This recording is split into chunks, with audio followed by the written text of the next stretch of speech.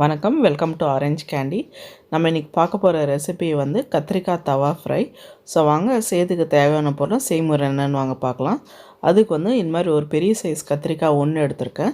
So வாங்க first வந்து நம்ம கத்திரிக்காய்க்கு தேவையான மசாலா வந்து ரெடி பண்ணிக்கலாம்.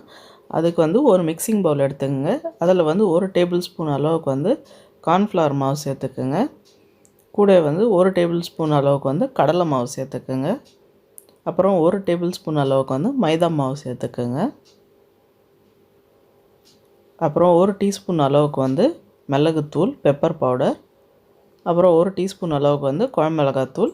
இன்கேஸ் குழம்பு மிளகாத்தூள் இல்லைன்னா வெறும் மிளகாத்தூளும் மல்லித்தூளும் தனித்தனியாக எடுத்துக்கோங்க. கூட வந்து அரை டீஸ்பூன் அளவுக்கு வந்து கரம் மசாலா சேர்த்துக்கலாம். இது கூட வந்து 2 டேபிள் ஸ்பூன் அளவுக்கு வந்து எண்ணெய் சேர்த்துக்கலாம். இதுக்கு வந்து ரீஃபைண்ட் ஆயில் யூஸ் பண்ணியிருக்கேன் நான். ஸோ உங்களுக்கு எந்த எண்ணெய் வேணுமோ அந்த எண்ணெயை வந்து இந்த ரெசிபிக்கு யூஸ் பண்ணிக்கலாம். அப்புறமா வந்து நம்ம இது கூட வந்து தண்ணி சேர்த்துக்கலாம். இதுக்கு வந்து நான் ஒரு 3 டேபிள் ஸ்பூன் அளவுக்கு வந்து தண்ணி சேர்த்துருக்கேன். ஸோ இதெல்லாமே வந்து நல்லா சேர்த்து கெட்டியாக வந்து பேஸ்ட் மாதிரி கரைச்சிக்கலாம், கட்டிலாம் இல்லாமல். அப்புறமா வந்து நம்ம இது கூட வந்து உப்பு சேர்த்துக்கலாம். இது வந்து நம்ம மசாலாக்கும் கத்திரிக்காய்க்கும் சேர்த்து வந்து இதில் உப்பு சேர்த்துக்கலாம். நம்ம அதுவும் சேர்த்து நல்லா வந்து எல்லா மசாலாவை வந்து நல்லா கரைச்சிக்கலாம், கட்டிலாம் இல்லாமல் வந்து ஸ்மூத் பேஸ்ட்டாக ரெடி பண்ணிக்கலாம். இப்போ பாருங்கள், நம்மளோட மசாலா மிக்ஸ் வந்து ரெடி ஆகிடுச்சு. ஸோ வாங்க அடுத்ததாக வந்து நம்ம கத்திரிக்காய் வந்து கட் பண்ணிக்கலாம். ஃபஸ்ட்டு வந்து நம்ம கத்திரிக்காயோட இந்த மாதிரி காம்பை கட் பண்ணிடணும். அப்புறம் அதோட சைட்ஸ் வந்து க்ரீன் கலர் இதெல்லாம் வந்து கட் பண்ணி எடுத்துடணும் நம்ம. அதே மாதிரி வந்து இந்த சைடு வந்து கத்திரிக்காயோட முனையை வந்து கட் பண்ணி எடுத்துடணும் நம்ம.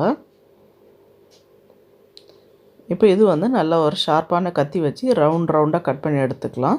ஸோ இது வந்து ரொம்ப மெலிசாகவும் இல்லாமல் ரொம்ப கனமாகவும் இல்லாமல் ஒரு மீடியம் திக்னஸ், அதாவது ஒரு 1/2 இன்ச் சைஸ் அளவுக்கு வந்து 1/4 இன்ச்சு சைஸ் அளவுக்கு வந்து திக்னஸ் அளவுக்கு வந்து நம்ம கட் பண்ணி எடுத்துக்கணும். ஸோ நல்லா ரவுண்டாக கட் பண்ணி எடுத்துக்கோங்க. ஸோ ஃபுல் கத்திரிக்காவை வந்து நம்ம ரவுண்டாக கட் பண்ணி எடுத்துக்கலாம். ஸோ பாருங்கள், இந்த திக்னஸ் அளவுக்கு வந்து கத்திரிக்காவை கட் பண்ணி எடுத்தாச்சு. ஸோ வாங்க இப்போ நம்ம ரெடி பண்ணி வச்சுருக்க மசாலா பேஸ்ட்டில் வந்து நம்ம கட் பண்ணி வச்சுருக்க கத்திரிக்காவை வந்து இதில் சேர்த்துக்கலாம். இப்போ இதில் எல்லாமே வந்து மசாலா எடுத்து நம்ம கத்திரிக்காய் மேலே வந்து கோட் பண்ணணும். ஸோ மசாலா வந்து எல்லா பக்கமாக வந்து நல்லா ஈவனாக கோட் ஆகணும். ஸோ எல்லா பக்கமாக வந்து நம்ம கையாலே வந்து தடவி விட்டுடலாம் கத்திரிக்காயில் மசாலாவை.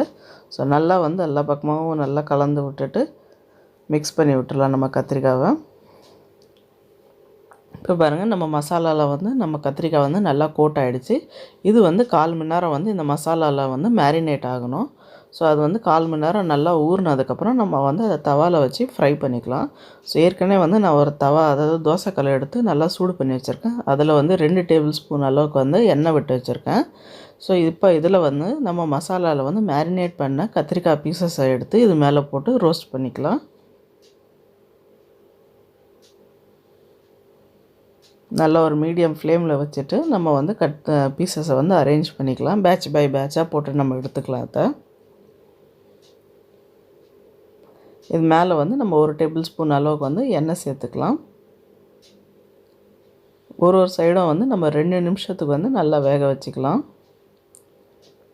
ஒரு சைடு வந்து 2 நிமிஷம் ஆனதுக்கப்புறம் நம்ம இன்னொரு சைடு திருப்பி போட்டு 2 நிமிஷம் வந்து வேக வச்சுக்கலாம்.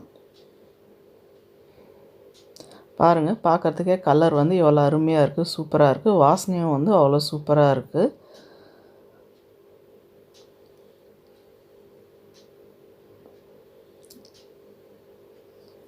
இப்போ இது வந்து ஒரு சைடு வந்து 2 நிமிஷம் ஆனதுக்கப்புறம் நம்ம திருப்பி வந்து போட்டு 2 சைடும் வந்து ஒரு நிமிஷம் எக்ஸ்ட்ரா வந்து வேக வச்சுக்கலாம்.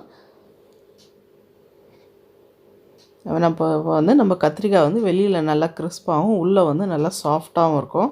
வாசனையும் டேஸ்ட்டும் வந்து நல்லா அருமையாக இருக்கும். இது மாதிரி செஞ்சு கொடுத்தீங்கன்னா எந்த குழந்தைங்களும் வந்து வேண்டான்னு சொல்ல மாட்டாங்க. கத்திரிக்காய் சாப்பிடாத குழந்தைங்களாம் கூட இந்த ரெசிபியை வந்து விரும்பி சாப்பிடுவாங்க. பாருங்கள், பார்க்கறதுக்கே எவ்வளோ சூப்பராக இருக்குது கலரு. இப்போ இதை எடுத்து நம்ம ஒரு பிளேட்டில் பரிமாறிடலாம். இப்போ பாருங்கள், சூப்பரான டேஸ்டியான கிறிஸ்பியான அப்புறம் கூடவே சாஃப்டான கத்திரிக்காய் தவா ஃப்ரை வந்து ரெடி ஆகிடுச்சு. கண்டிப்பாக இந்த ரெசிபி ட்ரை பண்ணி பாருங்கள், உங்களுக்கும் பிடிக்கும்னு நினைக்கிறேன். ட்ரை பண்ணி பார்த்துட்டு எப்படின்னு வந்து கமெண்ட் செக்ஷனில் சொல்லுங்கள். அப்புறம் இந்த வீடியோ உங்களுக்கு பிடிச்சிருந்தால் லைக் பண்ணுங்கள், ஷேர் பண்ணுங்கள். அப்புறம் மறக்காமல் எங்கள் சேனல் ஆரஞ்ச் கேண்டிக்கு சப்ஸ்கிரைப் பண்ணுங்கள். கூடவே பெல் ஐக்கனை ப்ரெஸ் பண்ண மறக்காதீங்க. நன்றி.